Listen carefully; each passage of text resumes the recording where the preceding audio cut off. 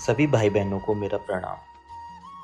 हर हर महादेव। आशा करता हूँ सब कुशल मंगल होगा। आज हम बात करते हैं ओमकार परमेश्वर लिंग के प्रादुर्भाव और उसकी महिमा के बारे में। जैसा कि हम सबको पता है, 12 ज्योतिर्लिंगों में से एक ज्योतिर्लिंग ओमकारेश्वर शिव जी हैं। ओमकार तीर्थ में सर्वपात कहारी परमेश्वर का ज्योतिर्लिंग है। एक समय की बात है, एक मुनि थे गोकर्ण। वे नामक शिव के समीप जा बड़ी भक्ति के साथ उनकी सेवा करने लगे। कुछ काल के बाद वे मुनि श्रेष्ठ वहां से गिरिराज विंध्या पर आए और विंध्या पर्वत जी ने उनका बहुत आदर सत्कार करके उनका पूजन किया। तब विंध्याचल जी ने बोला, मेरे यहाँ सब कुछ है, कभी किसी बात की कमी नहीं होती है। इस भाव को मन में लेकर विंध्याचल नारद जी के सामने खड़े हो गए। उसकी वो अभिमान भरी बात सुनकर अहंकार नाश नारद मुनि लंबी सांस खींचकर चुपचाप खड़े रह गए। ये देख विंध्य पर्वत ने पूछा, आपने मेरे यहाँ कौन सी कमी देखी है? आपके इस तरह लंबी सांस खींचने का क्या कारण है? नारद जी ने कहा, भैया, तुम्हारे यहाँ सब कुछ है, फिर भी मेरु पर्वत तुमसे बहुत ऊंचा है। उसके शिखरों का विभाग देवताओं के लोकों में भी पहुंच जाता है, किंतु तुम्हारे शिखर का भाग वहां कभी नहीं पहुंच सका है। ऐसा कहकर नारद जी वहां से जिस तरह आए थे उसी तरह चल दिए। परंतु विंध्य पर्वत मेरे जीवन आदि को धिक्कार है, ऐसा सोचता हुआ मन ही मन संतप्त हो उठा, मतलब कि परेशान हो उठा।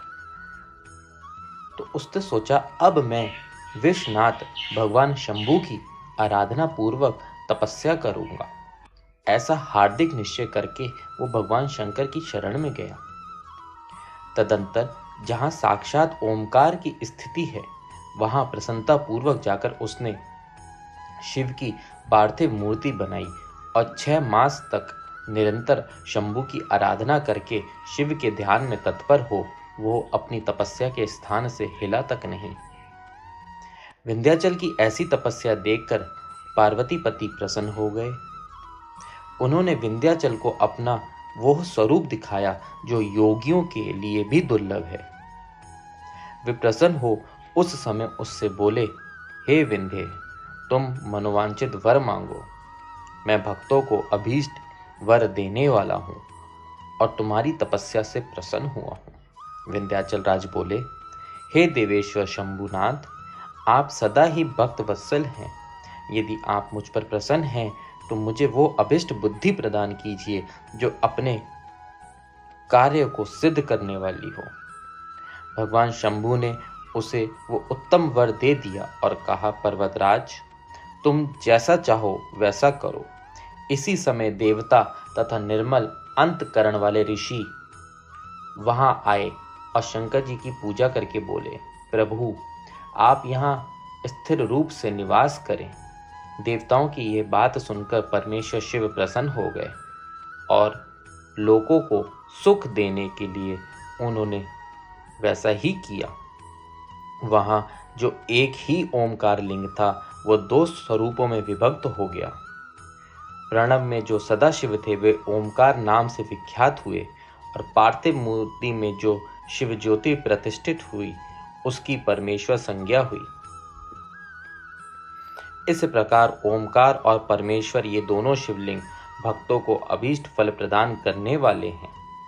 उस समय देवताओं और ऋषियों ने उन दोनों लिंगों की पूजा की और भगवान वृषभध्वज को संतुष्ट करके अनेक वर प्राप्त किए। तत्पश्चात देवता अपने अपने स्थान को गए और विंध्याचल भी अधिक प्रसन्नता का अनुभव करने लगा। उसने अपने अभीष्ट कार्यों को सिद्ध किया और मानसिक परिताप को त्याग दिया।